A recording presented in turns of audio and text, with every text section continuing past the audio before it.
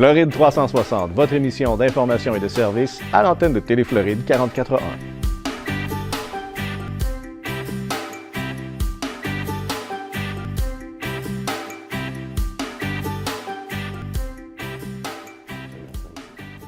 On trouve un.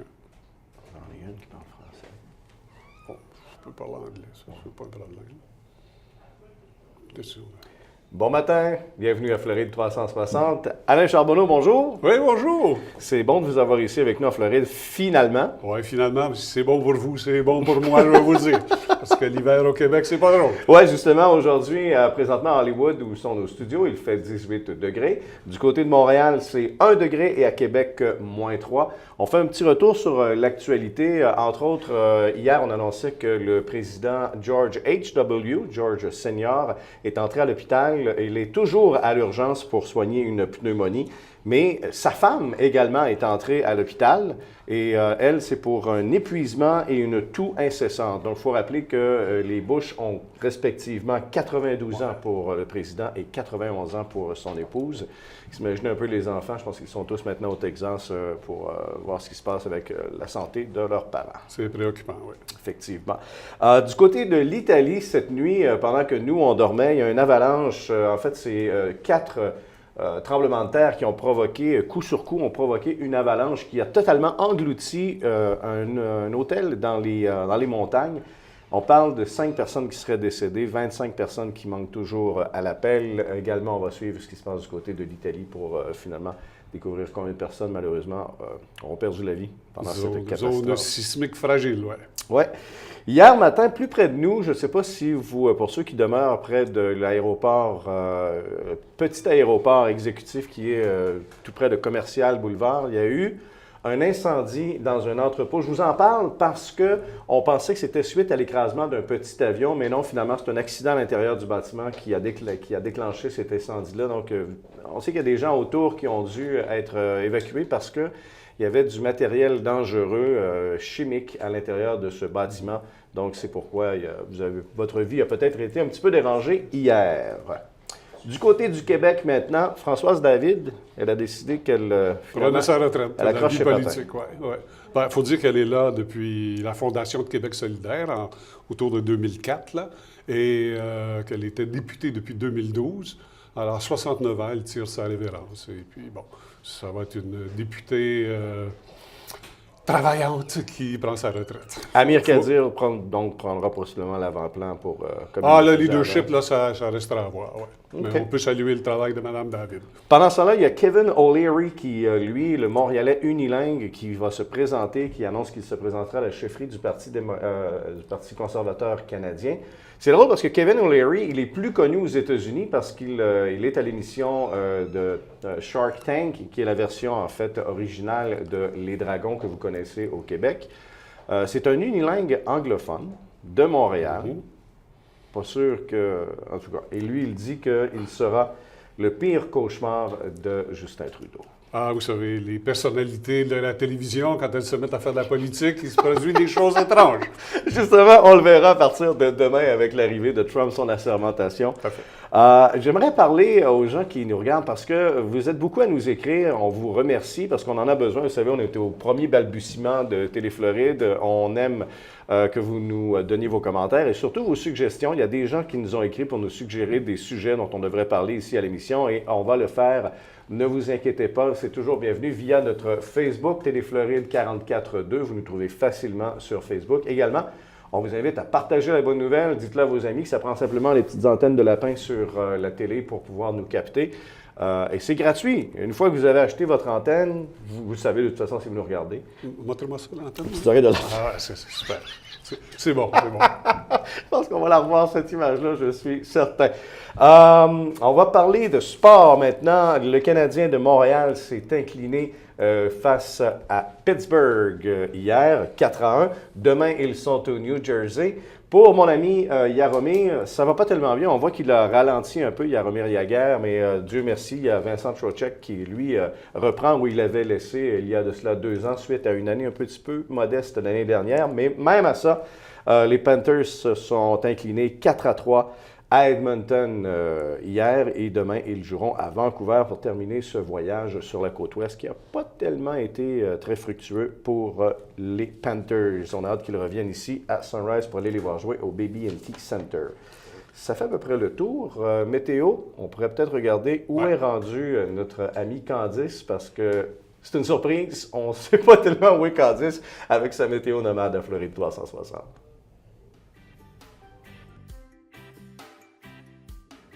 Bonjour à tous. Quoi de mieux pour achever cette semaine de météo nomade que de se retrouver ici au lever du soleil à Monument Valley, en territoire Navarro, en Arizona. C'est un lieu absolument magique, plein de sérénité et de paix que j'adore personnellement. Regardez-moi ce spectacle époustouflant, c'est fantastique. Alors, du côté de la météo, écoutez, au Canada, Montréal, 2 degrés, 3 degrés, 20% de possibilité de neige aujourd'hui, mais il devrait neiger un petit peu moins qu'hier quand même.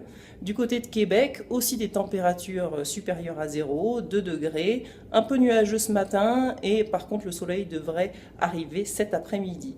Vous repasserez en température négative au tomber de la nuit.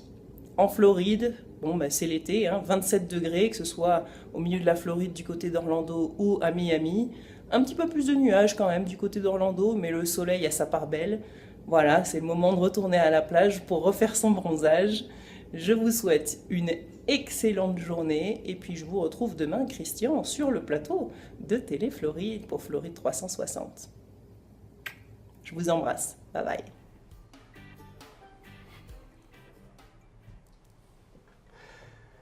Savez-vous, je trouvais qu'on avait un beau décor, mais après avoir vu Candice qu'elle avait derrière elle, je pense que là, je commence à être un petit peu jaloux.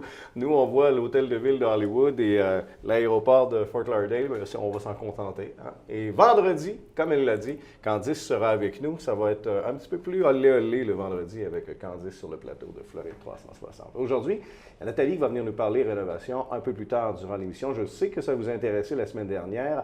On va en reparler parce que vous aimez ça, faire de la rénovation chez vous. Et ici, c'est spécial. C'est pas tout à fait comme au Québec. Et Nathalie sera là pour démystifier le tout avec nous.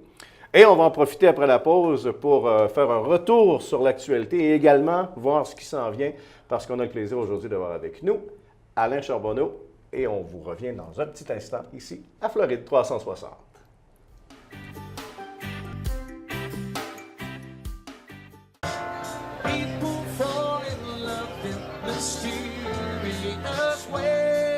Thursdays, c'est l'ambiance du vrai bistrot français. C'est l'ambiance des brasseries reconnues. Thursdays est là pour vous à Fort Lauderdale. Thursdays vous a suivi. Suivez Thursdays. Dégustez les fameux tartares de saumon ou de bœuf qui ont fait la réputation de Thursdays. Savourez nos plats uniques, incomparables et abordables. Venez fêter et danser avec nos artistes invités. Thursdays. Restaurant français, bar et dancing. Thursdays, c'est français. Thursdays, c'est chez vous. En Floride, les voyages, c'est GoTo Vacation et Galaxy. GoTo, c'est depuis 15 ans l'agence préférée des francophones. GoTo, c'est le spécialiste des croisières, des excursions en Floride, à Las Vegas et à la Nouvelle-Orléans. GoTo, c'est aussi des vols et des séjours à Cuba et à la Guadeloupe. Mais GoTo, c'est surtout les plus bas prix garantis. Ne manquez pas nos croisières à thème, comme la croisière country et danse ou la croisière du style Lavoie. Chaque semaine, GoTo et Galaxy vous fait des offres extraordinaires. Croisière country et danse avec 4 artistes du Québec, 8 jours, 7 nuits à seulement 479 $. Il ne reste que quelques places. Faites le grand tour de Miami ou découvrez Key West en français. Profitez de nos nouveaux vols et séjours sur notre destination vedette, Cuba ou la Guadeloupe. Voyez toutes nos aubaines sur notre site internet. Allez, embarquez avec GoTo Vacation et Galaxy, le numéro 1 des excursions en français. Mon mari en a vraiment une toute petite. Le mien en a plutôt une grosse. Elle est tellement petite qu'on ne la voit presque pas. Est-ce qu'elle est performante? Elle fonctionne à merveille, n'importe où et en tout temps. Chérie, montre à Denise ta petite prothèse auditive. Pour des prothèses auditives de qualité, venez chez Alain Simard audioprothésiste, établi de père en fils depuis 50 ans. 9h09 à Floride 360. Alain, bon matin. Oui, bonjour, monsieur. On fait un retour sur l'actualité. D'ailleurs, c'est une chose qui m'a frappé parce que vers la fin de son règne, Obama a fait des choses qui ont été un petit peu surprenantes, dont la fin du wet foot, dry foot pour les Cubains. Oui, expliquons c'est quoi. Le wet foot, dry foot, c'est assez spécial, disons. C'est la politique généreuse d'accueil des immigrants cubains qui fuient le régime, l'accueil aux États-Unis. Dry foot, wet foot, si vous êtes chanceux, oui, dry foot, vous mettez le pied sur le sol américain, vous êtes réfugié automatiquement et vous avez tous les droits, bien-être social et toute l'aide à la relocalisation d'un réfugié politique. Si vous êtes capturé en mer, intercepté par la garde-côte, eh bien, on vous renvoie tout simplement à Cuba. C'était ça la politique. Et c'était pour accueillir généreusement le plus grand nombre de Cubains qui fuyaient le régime de Castro. Combien par année réussissaient justement à avoir le pied sec? 56 400 l'an passé en 2015. Pas l'an passé, mais 2015. Parce qu'avec la normalisation des relations avec Cuba, ben, les Cubains se sont mis à prendre le bateau, puis à prendre le bateau, ou même venir à pied. Alors, ça a été le double en 2015. En plus de ça, parce qu'on sait que même si les Canadiens, nous, on n'est pas éligibles à ça, il y a une loterie à chaque année où on fait tirer des visas pour possiblement avoir une carte verte par la suite. Et les Cubains avaient droit à 20 000 de ces cartes-là à chaque année. C'était un traitement de faveur. C'était une guerre politique avec Cuba. Bon, on enterre la hache de guerre, on fait la paix, alors les réfugiés restent à Cuba, les Cubains. C'est ce qui va se produire maintenant. Mais il y en a beaucoup aux États-Unis, hein? Vous savez, les Cubains, on le sait, il y a 2 millions... Non, en fait, non, ils ne sont pas aux États-Unis, ils sont à Miami. en partie. Ah, écoutez, j'ai des chiffres, là. 2 millions... Moi, je vous dirais qu'en bas d'Ives Dairy, là, en haut d'Ives Dairy, il n'y en a pas beaucoup. Il n'y en a pas beaucoup, non. Il y en a quelques-uns à New York et ailleurs. Mais disons, écoutez, il y a 2 millions de Cubains ou de descendants de Cubains aux États-Unis. Et en Floride, il y en a 1,2 million. C'est quand même pas mal. Et ils font 6,2 de la population de la Floride. C'est un poids. Et c'est un poids politique, de toute façon, les Cubains. Mais pourquoi est-ce que Obama a mis fin à cette politique-là, qui avait été instaurée d'ailleurs par M. Clinton? Bien, ça a été négocié avec le gouvernement cubain dans le cadre d'une reprise de relations normales entre deux pays. Donc, c'était prévu? Ça devait venir un jour ou l'autre, mais ils ne l'ont évidemment pas annoncé. Parce que ça aurait été un exode incroyable dans les derniers jours. Hein? Et dans la communauté cubaine, comment c'est reçu? Ah, très mal, évidemment. Pour la plupart des anciens qui ont encore Fidel et Raoul il est encore en sainte horreur. C'est une tragédie. Mais ça met fin quand même à l'exode des cerveaux parce qu'on a appris récemment qu'il y avait comme pénurie de médecins du côté de Cuba. Donc peut-être qu'en stabilisant ça, ça aura des effets sociaux en tout cas. Bien sûrement, et les mécontents, ils vont rester à Cuba. Il va falloir gérer ça. Mais ça, le régime a la poigne serrée, on le sait. Maintenant, le commerce entre le Canada et les États-Unis, on est nerveux avec l'arrivée de Donald Trump. Oui. Les deux pays se parlent.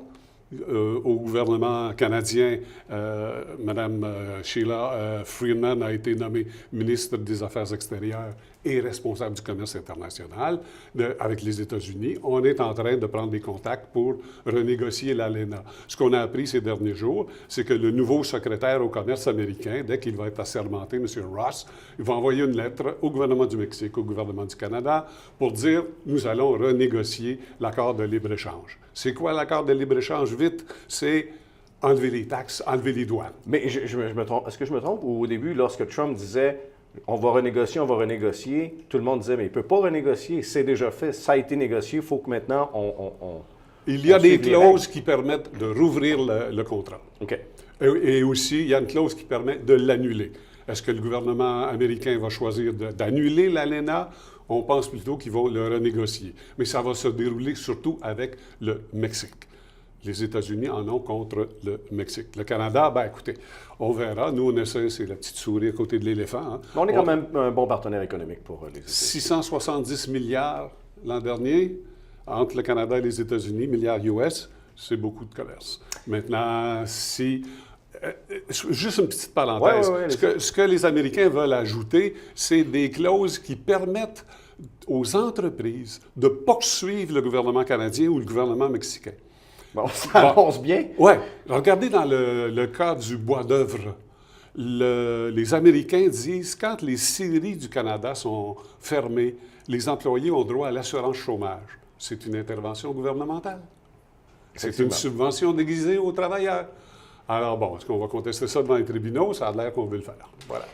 On parle de Justin Trudeau rapidement qui s'est enfargé dans le bilinguisme. Oui, M. Trudeau a une conception personnelle, je pense, du bilinguisme. Il fait une tournée du Canada actuellement. Il était à Sherbrooke il y a quelques jours et il y a, dans une séance de consultation populaire, il y a une dame qui a posé une question en anglais. Il lui a répondu en français. Alors que quelques jours avant, en Ontario, il y avait quelqu'un qui a posé une question en français et il a répondu en anglais. Alors, il s'ajuste selon la langue dominante de la province plutôt que selon son interlocuteur. Mais là, il a dit qu'il va changer ça. Mais c'est M. Trudeau. Hein. Maintenant, finalement, on parle du président élu, Donald Trump. L'argent de sa campagne, il y a des rumeurs comme quoi ça proviendrait en partie du Kremlin. Ouais. Bon. Je suis un peu sceptique, mais... Oui, tout le monde est sceptique, mais est-ce que la Russie a aidé, probablement pas directement, mais indirectement, fourni des services, de l'argent, quelque chose dans la caisse électorale de M. Trump ou de ses amis? Bon, là, il y a une enquête, toutes les agences de renseignement, l'IRS, FBI. Bon, pour M. Trump, l'ombre du Kremlin, ça va être un boulet, je pense, qui va traîner pendant un bon bout de temps. Mme Clinton, pendant 2 ans de campagne électorale, a traîné ses courriels. Ouais. Bon. Alors, je pense que là, M. Trump, tout Teflon est-il, parce qu'il n'y a rien qui colle dessus. Là, le Kremlin, ça va lui coller aux semelles. Bon, ben, parfait. Merci, Alain. On va, de toute façon, en reparler souvent de la... Ben, demain, c'est son inauguration à 11h30. OK, merci. On vous revient après la pause. On va parler rénovation, les petits trucs pour vous être sûr que vous ne fassiez pas d'erreur. Nathalie est avec nous dans un instant.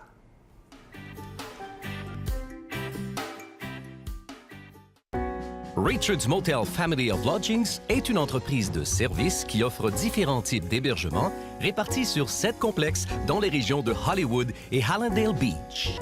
Richard's Motel Family of Lodgings est une solution d'hébergement économique et propre, avec un service comparable à celui des grands hôtels. En affaires et en croissance depuis 25 ans, l'entreprise propose un minimum de 144 unités, en des complexes avec chambres standards ou appartements d'1 ou 2 chambres à coucher parallèles. Notre entreprise regroupe différentes unités de motels, hôtels, des studios condos magnifiques, vastes, confortables mais sans grand luxe et les coûts inhérents aux hôtels de renom, des appartements pour du court, moyen et long terme. Richard's Motel Family of Lodgings. 1-800-742-4431. 1-800-RICHIE-1. Visionnez notre site Internet à richardsmotel.com. Ça, c'est le plancher qu'on va installer dans notre salle de séjour. Ça, c'est du merisier couleur Sierra. Ma plus jeune, elle, veut un plancher couleur jaune serein. Et ma plus vieille, elle veut un plancher mauve brune dans sa chambre. Mon problème, c'est que il n'y en a pas de problème. Bois BSL fait la couleur que tu veux. Ouais. Il n'y en a pas de problème. La nature ne fait rien d'inutile.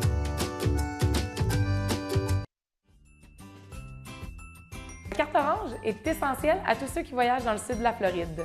Bénéficiez de rabais et de privilèges dans des restaurants, du magasinage, des loisirs, des hôtels et aussi sur la location de voitures. Visitez carteorange.com et abonnez-vous à notre infolettre afin de voir en primeur toutes les offres de la carte et aussi la liste actualisée des partenaires. Avec la carte orange, c'est simple. Voyagez, économisez, souriez. On a le plaisir de faire la deuxième portion de cette entrevue qu'on avait commencée la semaine dernière, cette chronique sur la rénovation avec Nathalie Lamotte. Bonjour. Bonjour Christian, ça va bien? Oui, très bien. Je dois vous dire qu'on a eu plein de courriels et des gens qui nous ont contactés via Facebook parce qu'ils avaient des questions également.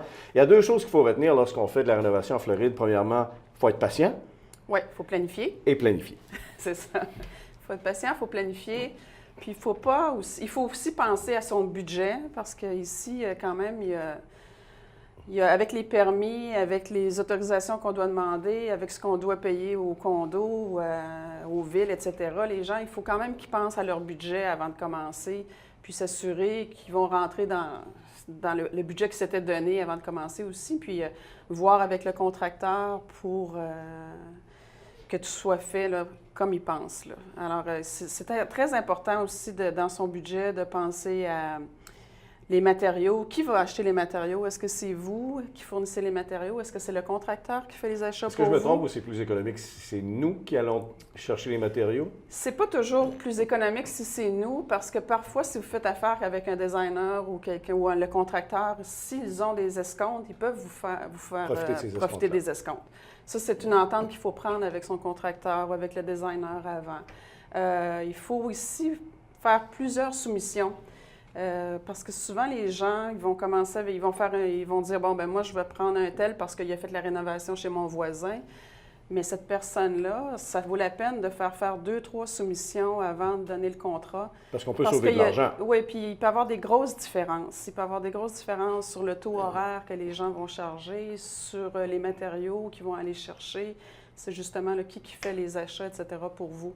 Alors ça, les soumissions, ça vaut la peine. Puis il faut aussi s'en tenir, penser que quand on fait une soumission, souvent on va demander, on va faire une liste. Bon, disons avec le chargé de projet, quelqu'un comme moi, on va faire une liste, qu'est-ce qu'on veut faire comme travaux. Quand on fait sa soumission, puis qu'on demande une soumission à un contracteur, il faut faire exactement la même demande au deuxième et au troisième. Parce que sinon, on ne pourra pas comparer. C'est ça. Puis souvent, on fait une première demande, puis là, on regarde tout ce qui est sorti, puis on se dit, ah, on a oublié ci, on a oublié ça, ah, lui, il nous fait ci, il nous fait ça. Mais il faut vraiment aller avec la deuxième, la même chose, parce que si on dit au deuxième, ah, ben lui, il a oublié de mettre ça, ben là, on ne sait plus où on est rendu dans les prix. Ça vaut la peine de faire la même à tout le monde, puis après ça, d'y retourner une deuxième fois. Donc, c'est pour ça qu'il faut planifier, il faut s'y prendre d'avance. Oui. Il ne faut pas qu'on soit serré dans le temps, dire qu'il faut se dépêcher avant qu'on revienne l'an prochain. C'est ça. Puis c'est pas nécessairement la soumission la moins chère qui est toujours la meilleure non plus, puis c'est pas nécessairement la plus chère qui n'a pas de bon sens non plus. Fait que ça, il faut vraiment faire attention avec ça. Il y a d'autres points qu'il faut penser aussi, les assurances, entre autres. Oui, les assurances, il faut s'assurer. Bien, excusez le jeu de mots. Il faut s'assurer d'avoir des assurances. Il faut être certain que le contracteur, les sous-contractants aussi, tout le monde qui va venir travailler chez vous a des assurances et a le droit de travailler. Ça, c'est quelque chose qu'il faut vraiment vérifier. Parce que s'il y a bris de quelque chose, si un de ces employés-là, par inadvertance, cause un bris chez vous, vous devez avoir un recours et s'il n'est pas assuré, ça va être plus difficile. Oui, c'est ça, parce que souvent, disons que, je vais prendre un exemple dans les condos, parce que c'est souvent là qu'il y a peut-être plus de problèmes où il peut y avoir des recours qui vont se faire. Vous faites venir un plombier, il n'est pas assuré, il n'a pas ses licences ici. Il y a un bris disons vous êtes au 7e étage, puis il y a un bris, puis l'eau coule chez les voisins, bien là, ça va descendre au 6e, au 5e, puis l'eau, ça s'en va jusqu'en bas. Bien, si vous avez engagé quelqu'un qui n'avait pas d'assurance, qui n'avait pas ses licences pour travailler en Floride, bien, c'est sûr que l'association de condos, le building, il va revenir contre vous. Là, c'est certain qu'il faut vraiment vérifier ça. C'est très, très important parce qu'ici, c'est quand même un État là, où tout le monde se poursuit là, pour un peu tout. Rien. Qu'est-ce qu'on fait avec les gens qui nous demandent de payer d'avance? Pour payer d'avance, c'est certain que c'est pas au contracteur, c'est pas à la chargée de projet, c'est pas à la designer ou au designer de payer tout ce que vous voulez faire, puis faire tous vos achats pour vous, puis de mettre ça sur son compte. Habituellement, la politique ici, c'est souvent, ils vont vous demander un 50 % pour commencer. Bien là, vous allez signer le contrat. Ça, c'est très important de faire un contrat signé avec des échéances. Parce que ici, les calendriers, on le sait, là, parfois ça part en fou, puis on ne sait pas quand est-ce que ça va se terminer. Et puis, les gens vont vous demander souvent un 50 % pour qu'on puisse commencer à aller faire les achats, c'est certain. Les matériaux, ce n'est pas au contracteur à tout fournir puis payer tous vos matériaux d'avance. Comme quelqu'un comme moi, bien là, je vais avoir besoin d'aller souvent acheter des meubles, acheter des matériaux, acheter des luminaires, des choses comme ça, mais c'est certain que là, le client en paye une partie tout de suite au début. Puis, en cours de route, bien, on va demander un autre tiers, un autre versement en cours de route, puis jusqu'à la fin, puis le final, quand tous les matériaux, puis tout le condo est fait ou la maison, les rénovations sont faites. Il y a des gens qui ont eu des mauvaises expériences parce qu'il y en a qui leur ont demandé de payer tout d'avance. Puis ils ont dit, bon là, donnez-nous le montant au complet, on va faire les travaux pendant que vous n'êtes pas là au Québec. Puis... C'est ce que j'allais dire. On ne peut pas laisser le contracteur avec le chèque, là. laisser les clés, s'en aller au Québec, dire quand on reviendra, on regardera ce que ça aura donné. Ça prend quelqu'un qui surveille. C'est ça. Ça prend quelqu'un qui surveille parce qu'il y a eu trop de gens qui se sont fait avoir. C'est plate à dire, là, mais c'est comme ça. Là. Il y a eu trop de gens qui ne sont pas ici pour surveiller. Puis, bien, les gens, ils prennent l'argent, ils s'en vont. Les travaux se font plus ou moins, ils ne se font pas du tout des fois. Ou encore, les délais sont vraiment, on n'en finit plus. Ou ils n'utilisent pas ce que vous aviez décidé. Aussi, là, ça peut arriver là, que vous avez décidé quelque chose, vous avez donné un chèque en blanc, comme on peut dire. Puis, le contracteur ou les gens qui font les travaux, bien, ils ont décidé, eux autres, d'aller avec de moins bonne qualité ou de mettre quelque chose que vous n'aviez pas prévu. Puis, souvent, parfois, on peut avoir des surprises qui peuvent être agréables, mais des fois, elles sont désagréables. C'est pour ça qu'il faut avoir quelqu'un pour surveiller. C'est pourquoi il faut avoir quelqu'un, entre autres comme Nathalie, qui porte deux chapeaux parce qu'elle est designer, mais également, elle est capable de surveiller vos travaux si vous en avez besoin. De toute façon, tout de suite après la pause, elle nous donnera, donc c'est pour vous le temps d'aller chercher papier et crayon, parce qu'après la pause, elle nous donnera donc le numéro pour la rejoindre ou son courriel. De toute façon, vous serez en mesure de contacter Nathalie si vous en avez besoin. On revient dans un instant à Floride 360. En Floride, les voyages, c'est GoToVacation et Galaxy. GoTo, c'est depuis 15 ans l'agence préférée des francophones. GoTo, c'est le spécialiste des croisières, des excursions en Floride, à Las Vegas et à la Nouvelle-Orléans. GoTo, c'est aussi des vols et des séjours à Cuba et à la Guadeloupe. Mais GoTo, c'est surtout les plus bas prix garantis. Ne manquez pas nos croisières à thème, comme la croisière country et danse ou la croisière du style Lavoie. Chaque semaine, GoTo et Galaxy vous fait des offres extraordinaires.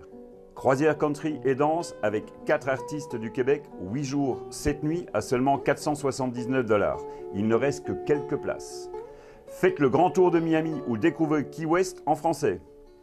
Profitez de nos nouveaux vols et séjours sur notre destination vedette, Cuba ou la Guadeloupe. Voyez toutes nos aubaines sur notre site internet. Allez, embarquez avec GoToVacation et Galaxy, le numéro 1 des excursions en français. En plein cœur de la nature, à quelques minutes de la station de villégiature-Tremblant, ce projet de micro-maison au design contemporain profite d'un domaine de sentier de 400 acres aux abords d'un lac privé. Optez pour un mode de vie simplifié. Choisissez parmi les 4 modèles de micro-loft signés Bonneville, dont l'architecture est en parfaite symbiose avec le décor environnant. Profitez d'une qualité de vie inestimable sans faire de compromis. Venez découvrir le concept Chic Shack, un projet intégré où le plein air est au cœur de votre quotidien.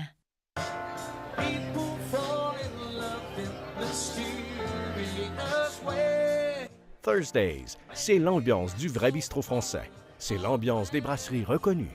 Thursdays est là pour vous à Fort Lauderdale. Thursdays vous a suivi. Suivez Thursdays. Dégustez les fameux tartares de saumon ou de bœuf qui ont fait la réputation de Thursdays. Savourez nos plats uniques, incomparables et abordables. Venez fêter et danser avec nos artistes invités. Thursdays.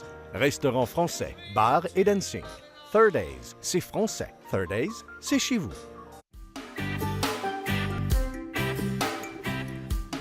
Merci justement aux Thursdays plutôt qui nous présente cette émission. Le Thursdays, le meilleur restaurant français, c'est sur La Solace. On a le plaisir de retrouver des amis et l'ambiance est extraordinaire au restaurant le Thursdays. Nathalie, on disait comment vous rejoindre rapidement si les gens ont besoin de vos... Nathalie Lamotte Design sur Facebook, nathalielamottedesign.com. Sinon, mon numéro de téléphone, 754-204-1049. Merci. Alain, à quoi on surveille Trump, évidemment, demain dans l'information? Oui, demain, c'est l'inauguration. Il deviendra le 45e président des États-Unis. On va surveiller ça. Ça commence à la télé à 11h30, la sermentation autour de midi. Et on surveille le dollar canadien. Oui, ça c'est important. Il a perdu 1 sou hier à 75,42 parce que la Banque du Canada a dit que peut-être il baisserait les taux. Donc, surveillons nos intérêts financiers. OK, on va surveiller ça, surtout avec l'arrivée de Donald Trump à la présidence des États-Unis. Ça va certainement faire bouger le UR parce que ça fait déjà bouger la bourse. Également, l'emploi ici aux États-Unis, il nous a promis qu'il serait le plus grand créateur d'emplois que Dieu n'a jamais créé. Quelle modestie.